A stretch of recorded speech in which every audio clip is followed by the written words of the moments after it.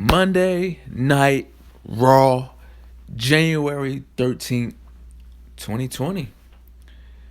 Was it a good show? Was it a bad show? Let's see. Randy Orton and AJ Styles starts this off with a segment in the ring, and they was talking about last week AJ Styles stole Randy Orton's RKO and signature um, DDT off the top rope or the middle rope, and they was just going back and forth. Then all of a sudden, Drew McIntyre comes through and basically challenged him to a match. It was going to be a triple threat match, and actually, Drew McIntyre wins this match, man. Drew McIntyre wins this match. And I guess they gonna do this, babyface run with Drew McIntyre. And this is his third win in a row. Last week he beat No Way Jose. The week before that he beat, a 2-on-1 handicap. He beat Zack Ryder and Kurt Hawkins. Like that means something. But he did beat two future Hall of Famers, two of the very best in the business right now, Randy Orton and AJ Styles. So, gotta give it up to him, whatever.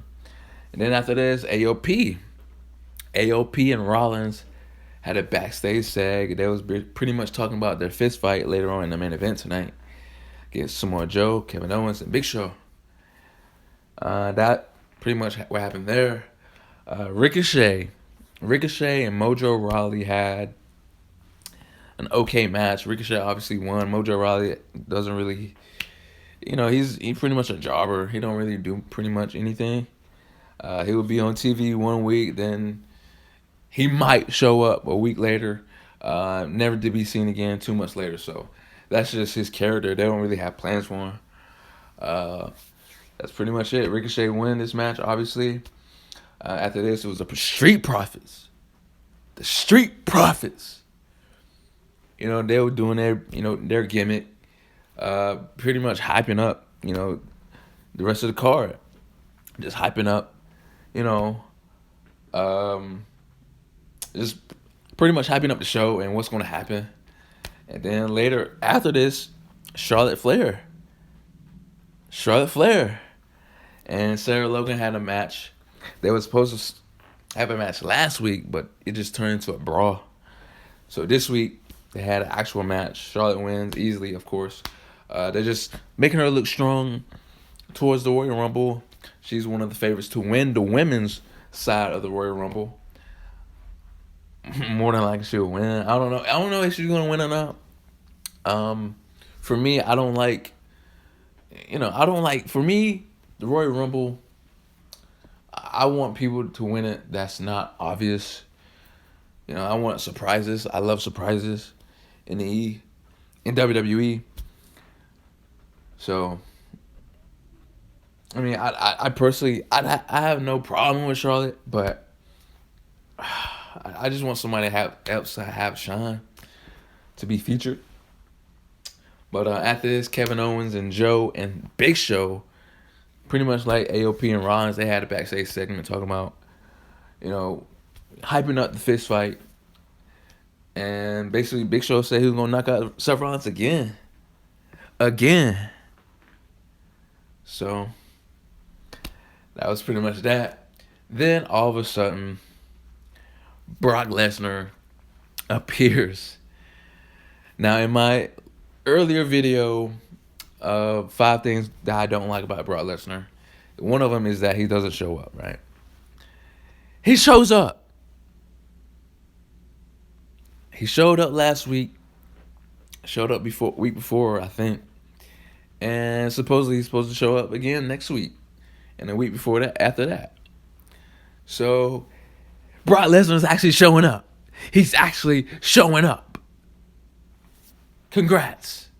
Thank you. Appreciate it.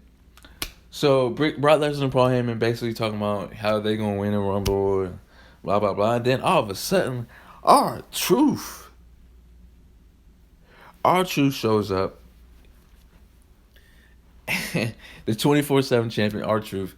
he shows up and saying that he's gonna throw. He's declaring himself in the Royal Rumble, and he's gonna eliminate Paul Heyman.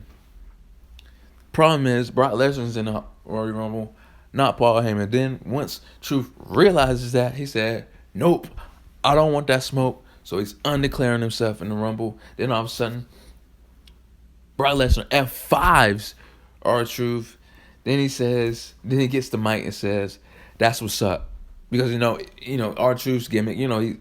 What's up? But he was like, Brock Lesnar was like, "That's what's up." Just, just lame. This is lame. Then after this, Mojo Rawley attacks R-Truth and pins R-Truth against the 24/7 title. Something that like I said, Mojo don't really do anything, man. Just a jobber, really. And to be honest, I never really liked the 24/7 title. Just a knockoff for the hardcore title. From the very get-go, I thought it was just comedic stuff, not to be taken seriously. But it does give opportunities to people that doesn't really be on TV, like Mojo Rawley and Truth, really. So, Mojo wins the 24 title, man. After this, it was Bobby Lashley, but I call him Bob. Bob Lashley versus Rusev. Bob wins this match by distraction by Lana. Lana was in Bob's corner, and Liv Morgan was in Rusev's corner. And apparently this feud is not over. It's going to be another match next week. It's going to be a mixed tag team. Bob and Lana versus Rusev and Liv Morgan.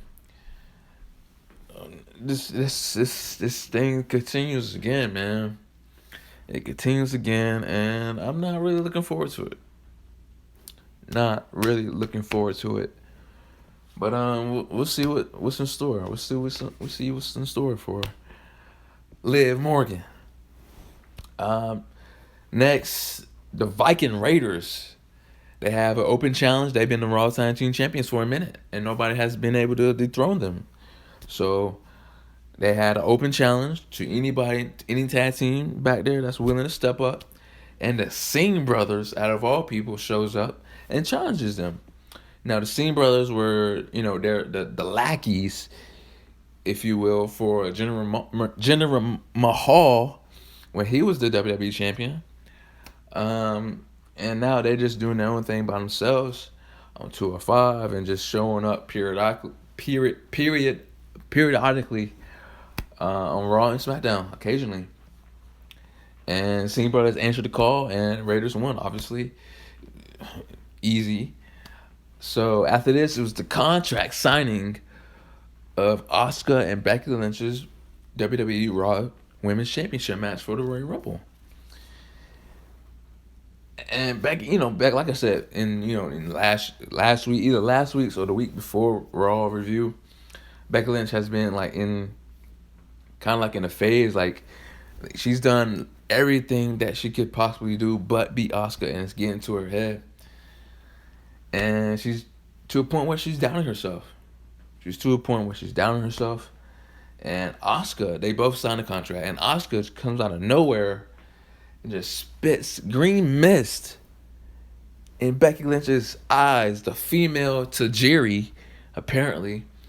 For anybody that remembers Tajiri, the Chinese dude or Japanese dude that dude, spits green mist in William Regal's eyes, It was, Becky Lynch, she sold it like a champ. Then a fire promo afterwards, saying that she's gonna beat Asuka for the title and blah blah blah. Outside of the Fiend and Daniel Bryan match for the title, Universal, and of course the Rumble matches itself, I'm looking forward to Asuka and Becky Lynch, man. I'm looking forward to Becky and Asuka, and we'll see, man. We'll see. Next, after this, was Aleister Black. Aleister Black versus Buddy Murphy.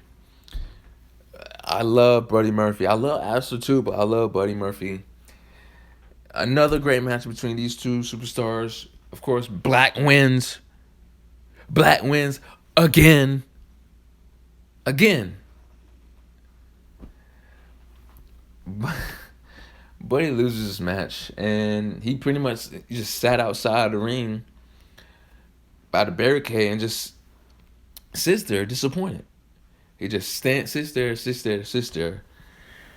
After this, it was another Rowan squash match. Local competitor. Nothing to note here. Then in the main event, it was Kevin Owens, Samoa Joe, and the Big Show versus Rollins, the Monday Night Messiah, Seth Rollins, and AOP. It was an okay match. It was a good match. They had little time to work this match. It was an okay match.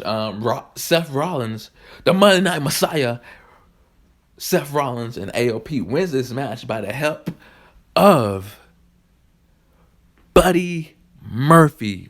Yes, Buddy Murphy. Like I said, Buddy was sitting outside of the barricade, just sitting there. And Rollins was like, "Yo, help me. And just when Big Show was about to knock Seth Rollins again for the second consecutive week in a row, all of a sudden Buddy Murphy comes through and low blows Big Show, and it was all she wrote. Rollins and AOP did what they had to do and finish the match. 1, 2, 3. It was over with. And it looks as if Rollins can't put his arms out, get it for a hug from Buddy, and Buddy hugged him. He hugged the Monday Night Messiah, Seth Rollins, and it looks as if he has joined. Looks as if he's joined Rollins and AOP. I love Buddy Murphy. I love Seth Rollins as well. So we'll see what this stable happens. We'll see what happens with this stable, man. We will see what happens with this stable. Main event stable, main event faction, Buddy Murphy deserves to be in the main. Like I said, I wanted him to be at least in the mid card. You know what I'm saying? But looks like he's gonna be in the main event talks. He's gonna be in the main event scene, teaming up with Seth Rollins and AOP. You know what I'm saying? So we'll see what happens with this, man. We'll see what happens with this. I'm excited. Anything Buddy, I'm excited. I'm hyped. You know what I'm saying? I'm hyped. It's Buddy. So tonight was a okay show, good show.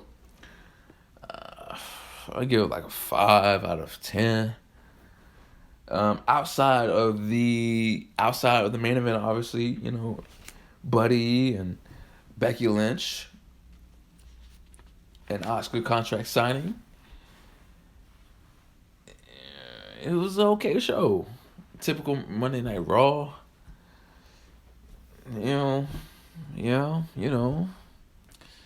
So like I said, we on the way. We on the road to the Royal Rumble. On the road to Royal Rumble, which is 2 weeks out. So we'll see. We'll see what transpires. Charlotte is looking towards the Rumble. It looks strong. She's one of the possibilities to win it. Brock Lesnar, obviously, he's the WWE champion, and he's in the Royal Rumble.